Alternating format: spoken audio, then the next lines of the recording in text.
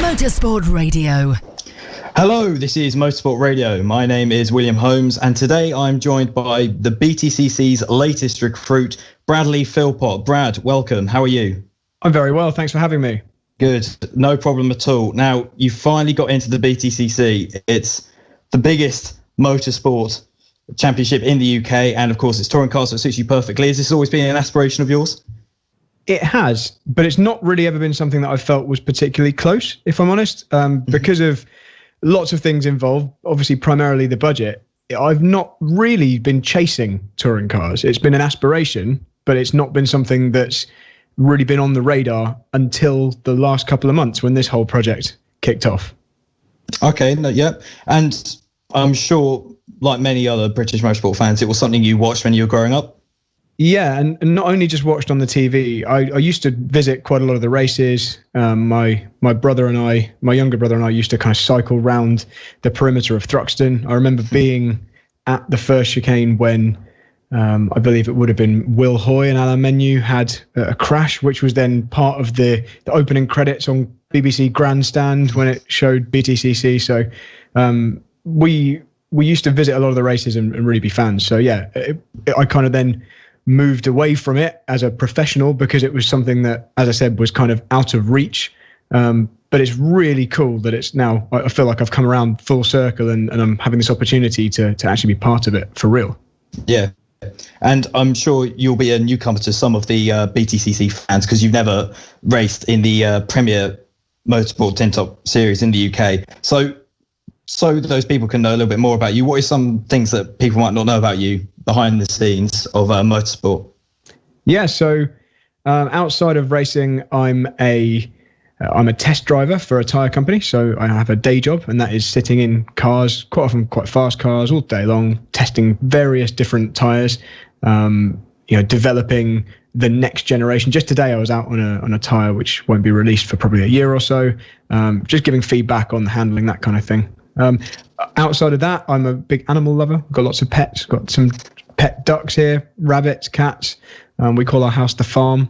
Yeah, it's probably, if you speak to all the BTCC drivers, I'm sure they've all got their own home lives that are quite different, separate from motorsport, and that's really mine. Okay, nice. So I'm going to take you back to the beginning of your motorsport career, and I know that you started in some open wheelers. You did some karting, and then also went to Formula Parma Audi. Always a dream of yours as a kid to get into motorsport. Yeah, because of being a fan, an F1 fan as a little kid, and also, as I said before, being a BTCC fan, I definitely was aiming for that from a young age. I started off assuming I wouldn't be able to be a driver because it seemed like quite small odds that I'd be able to make it as a driver. So I was looking into becoming an engineer or going to university and studying physics and mechanical engineering and that kind of thing. And that never happened because I really sucked at maths. And I attempted maths A level, got a couple of lessons in and kind of realized it wasn't going to happen. And that then affected physics, which then affected the plan to do engineering. Or I wanted to go to Cranfield University. That was my target. I actually now live just down the road from there, but I never went there, never went to university, ended up at what felt kind of like my own driving university, which was working as an instructor at Palmer Sport at Bedford Autodrome. So that was a very different path that my life took, I think, for the better, certainly in terms of driving practice. But yeah, as you say, we myself and my brother did some go-karting when we were really young, cadets. And then you mentioned the Formula Parma Audi. I actually didn't race a season or anything. I managed to somehow club together enough budget to do a single round in that. And so that is, to this date, my only single-seater racing I've ever done, with that one weekend in a rainy November in 2007 at Snetterton. It's good that you can remember it, and there's some racing in the UK, and I know that you're a seasoned touring car driver outside of the UK, and we'll discuss that later. But how did this opportunity come about for you to be driving in the BTCC with Power Maxed Racing? It really was out of the blue, as these things tend to be. I probably got a phone call from my manager, Luke Jones, from 29 Sports Management, and he'd set up a meeting with the guys at Power Maxed at their factory. And I went along really not reluctantly, but kind of realistically, thinking, okay, it's nice that we've got this meeting. It's always nice to talk to people, explore opportunities, but obviously BTCC is out of reach. And it turns out, I hadn't been watching much BTCC in the last couple of years. I then heard the story. I understood what PMR were trying to do this year, keep the car out on circuit and give opportunities to various drivers through the year. And Si McNally there mentioned that there would be several rounds where there would be a drive available, and that they would be really helping support the drivers financially. Adam Weaver and the team making it possible in a way which it wouldn't ordinarily be. Obviously, first of all, for a normal season of BTCC, you'd be looking at really needing to find either the entire year's worth of budget or certainly a large proportion of it before a team would then take you seriously. But with the way this was working, being individual rounds, that obviously wasn't the case. And not only that, the team were looking to help the drivers financially by footing a large amount of the bill, which then suddenly made it a kind of doable, potentially, project. So we agreed in principle. We chose the latest possible round to give us as much time as possible to help gather together some personal sponsors to make up my part of the budget.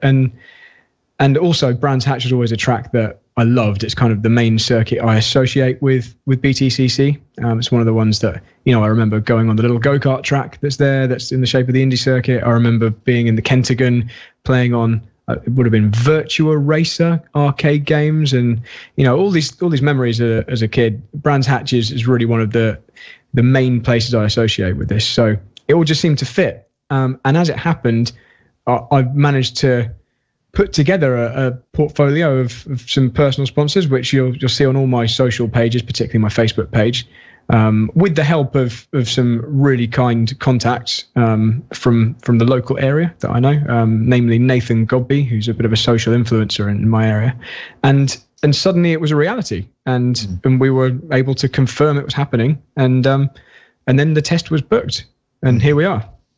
And you just noted slightly there on how much of a help the well-established BTCC team in Powermax Racing have helped you get to this. How much of a help have they been getting you to this stage in Britain's premier motorsport series? Well, without wanting to put any specific figures down, because I'm not entirely sure how much the team would be happy for me to divulge, the vast majority of the budget, put it that way. So if I was to just approach a team, I would expect to be paying my fair share, if you see what I mean. Whereas in this instance, I'm not paying my fair share. So that's probably the simplest way I can put it. So obviously a massive thanks to Adam Weaver for making this a possibility by effectively stumping up that much of the running costs of this weekend.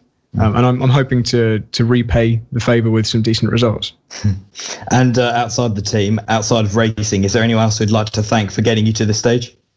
Yeah, well, obviously Luke from 29 that I mentioned is the one that actually set this thing in motion, and he's obviously instrumental in talking to the team and setting up the meetings and kind of driving me forward and making me believe that it can happen.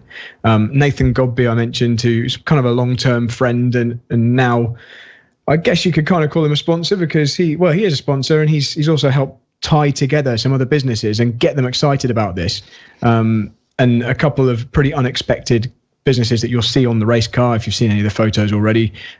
We've got people like M4M Animal Shelters, a company I'd never heard of until Nathan mentioned that they were slightly interested, went for a meeting, and suddenly they're my main sponsor for the project, and we're going to breakfast with them on Saturday, and I've made some new friends.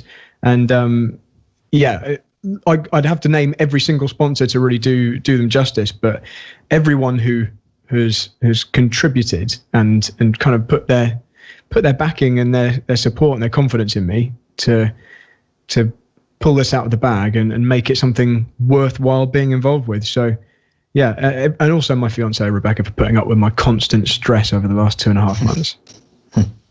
Now, looking back over your career, you've had lots and lots of experience in front-wheel drive cars, especially touring cars. And you've recently had the test at Donington with the Powermax Astra. Now, just what is that like compared to some of the cars that you've raced with beforehand? So the car I'm most familiar with over the last few years, the last 3 years, has been the Peugeot 308 Racing Cup car, which is a TCR homologated car, but not built as a TCR car. Just over 300 horsepower, 330-ish horsepower, front-wheel drive touring car from the Peugeot factory. So it wasn't ever a road car, but it's quite heavily based on the road car, with sequential gearbox and race suspension and brakes, etc. That is the most similar thing I would say I've driven to the PMR Astra. And first impressions at Donington were that it was quite similar, very similar style. It's the BTCC car is clearly a more purpose-built race car. So when you see under the skin, you see that quite quickly. The bespoke front and rear subframe, and the cockpit itself as well is a little bit more, I don't want to say professional. It's just, you've all seen it on the cameras, the kind of the way the cockpit's laid out and the buttons and just the quality of all the components there. There's just a lot less based on a road car than there is in the cars I've raced in the past. In terms of speed and handling, it doesn't feel a massive amount faster than the Peugeot 308. It is obviously more powerful. There is more horsepower with the BTCC car, but it's a very similar kind of thing. The suspension takes a little while to get your head around, and I do feel like I'd like a couple more test days really to get the most out of it. But that's obviously not an option. So I will be going into the Brands Hatch round a little bit cold and probably literally cold as well. It's going to be freezing. Mm-hmm. And as I'm sure you know, getting temperature in the rear tyres is really the name of the game with these cars. So I'm going to do my very best to use my prior experience in another very cold place. To be fair, the Nürburgring's cold even in the middle of summer most of the time. So I've just had the luxury of tyre warmers as well the last few years, which are obviously not allowed in BTCC. So yeah, the car is kind of as you'd expect a front-wheel drive, powerful, light car to feel, but with some kind of idiosyncrasies with the suspension and the way the car moves around in high-speed corners. That's probably the most succinct description I could give you. Well, it's good that you're noting on similarities there, because I think I'm correct in saying that you've won 11 of the past 15 races that you've entered at the Nürburgring since 2018 in the VLN Championship. You must be thinking that you could do pretty well in the BTCC if you are finding some similarities between the Peugeot and the PMR Astra. Yeah, we were very fortunate and pleased to win a number of races in a row. I think it might have even extended to 12 eventually. But basically, we had a really, really strong run over the last couple of years. And I'm hoping the fact that we managed to keep it out of the barriers that long on a track where it's pretty easy to find the wall, hopefully that bodes well for Brands Hatch. But the really big difference and the real obvious difference that's going to become apparent to me the moment I'm out on track here is the level of competition and the brutality of the wheel-to-wheel racing. Because obviously the competition I've done the last few years has very much been endurance racing. And although at the start of the races, if you happen to be the driver taking the start, there's a lot of other cars around you. Within 10 minutes or so, it's spread out. And for the rest of the race, although you pass other cars, there's a lot of cars on track. It's not normally wheel-to-wheel fighting tooth and nail, and it definitely will be at Brands Hatch Indy with 27 odd BTCC drivers all fighting to move forward. So I'm really looking forward to that, because that's a little bit more what I grew up with. It's a bit more like karting, but yeah, it's also going to be a big eye-opener, and I'm really looking forward to finding out how much contact you can have whilst not breaking the car. Yeah. The car we've raced the last couple of years, I've always been very careful of not touching anyone. Obviously, you don't want to break the car in a long race because you really don't need to. And it's definitely a lot closer, isn't it, in BTCC? You saw at Snetterton, Tom Ingram was the beneficiary of quite a lot of contact all the way through the race day. In earlier races, I'm not even talking about the T-bone at the end. He was roughed up quite a lot, and yet the car continues. And yet the car continues in a way which the steering is straight enough that they can still drive quickly. So that's going to be interesting. I'm not really used to that element. Now, those race wins I touched on beforehand all came at the Green Hell Nürburgring. Very, very difficult track. Reigning champion 2018, 2019 in the VLN. What brought you to Germany to be racing in that series in the first place?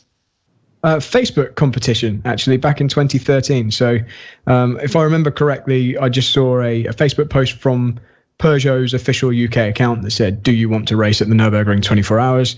And you could like click on the link in the post to sign up.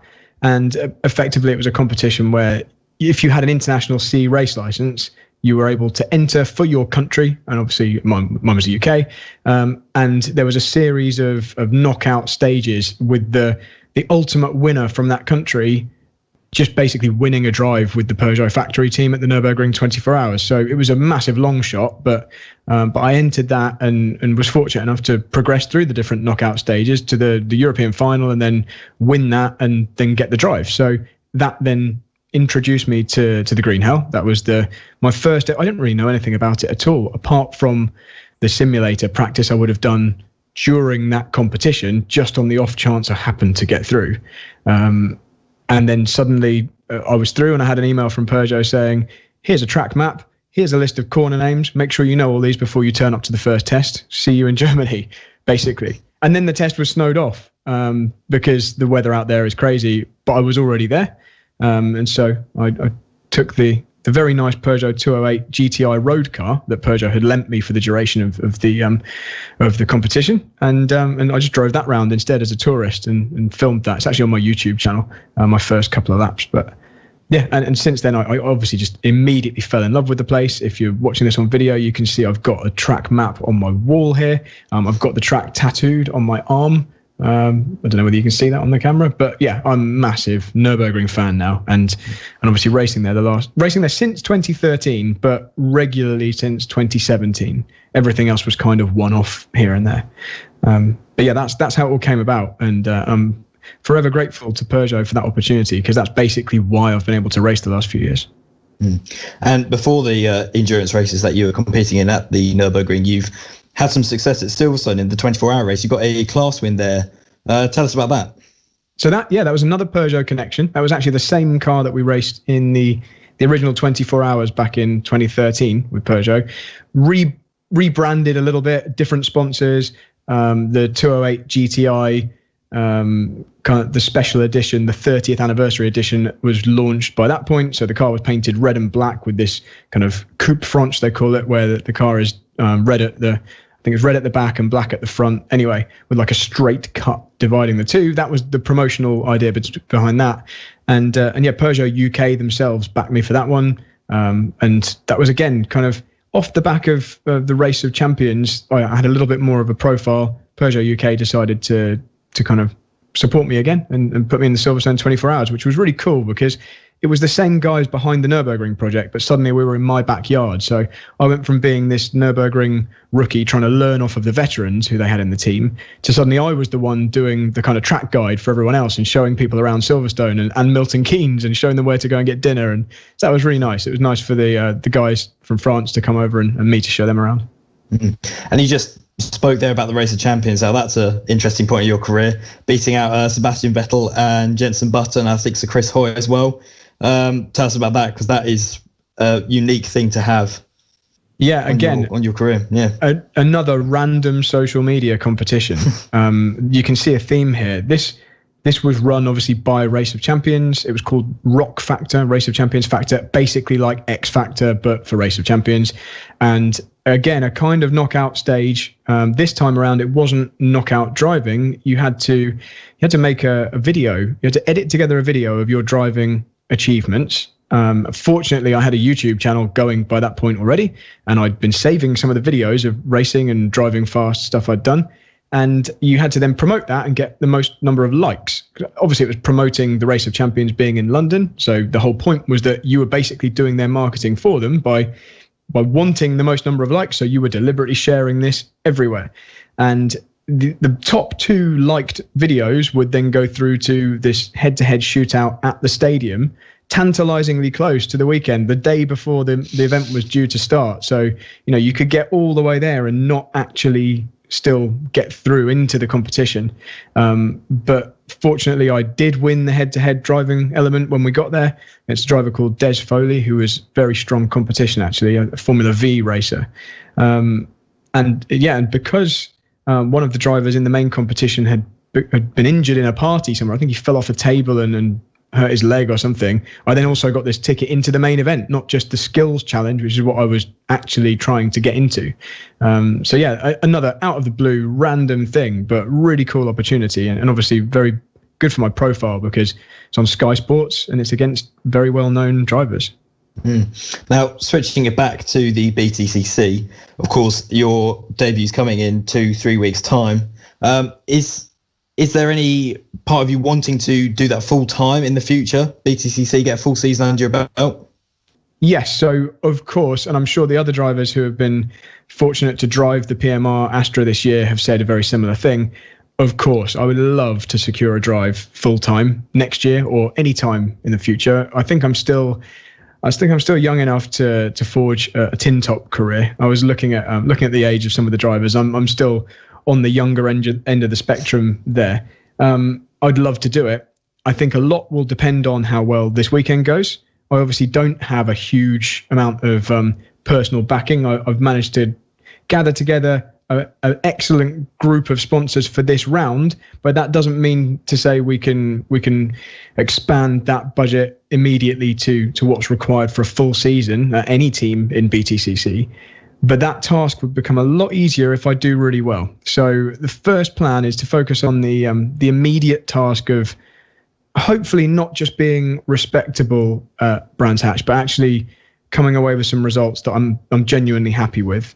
And then from that point onwards, if it has gone well, I'll have a very long winter of talking to a lot of companies to try and weave together a package for next year. But I'm going to focus on the immediate goal and then see what happens. Failing that, I think there'll be lots of other options for next year anyway. So I'm looking forward to hopefully a less COVID affected year in 2021 and lots of racing, whatever happens. And you were talking about some of the other drivers that have filled the PowerMax Racing. They've been at the helm of that PowerMax Racing Astra. Have you had any contact with the likes of Jade Edwards, Jess Hawkins, and Rob Austin for your upcoming weekend? Yeah, so part of the preparation that PowerMax have helped me with for this weekend has been that I've actually been embedded with the team at several of the races so far this year. So behind the scenes, listening to the debriefs, being in the garage during the race weekends. So I was at Thruxton, I sat in and listened to Rob Austin's debriefs, saw how he worked with the engineers, saw how our weekend progressed. And he personally actually was very good at answering questions, little things like start procedure. Standing starts are not a thing I've done in the last probably 7 or 8 years. So aside from on a simulator, and so that's going to be something quite different. And the way you start in a BTCC car is actually quite specific as well. I've never had some of the controls that are available to you on the steering wheel that you might not expect in a car which looks quite like a road car. So that's one aspect that some of the previous drivers have helped me with. I was at Silverstone when Jade was racing, and she was very good at answering questions as well. I wasn't at Snetterton with Jess, but I'm sure if I messaged, she'd help me out. But yeah, basically everyone's been very helpful in helping me get prepped for this. There's obviously no substitute for just being in the car, and as I said before, I would love to have had lots of time in the car, but there's never enough. You'd always wish for a bit more. So the key thing is just to get in it and make the most of it now at Brands. And finally, I'm sure there'll be lots of BTCC fans interested to hear what you have to say about this. But there's 4 drivers still in contention for the title.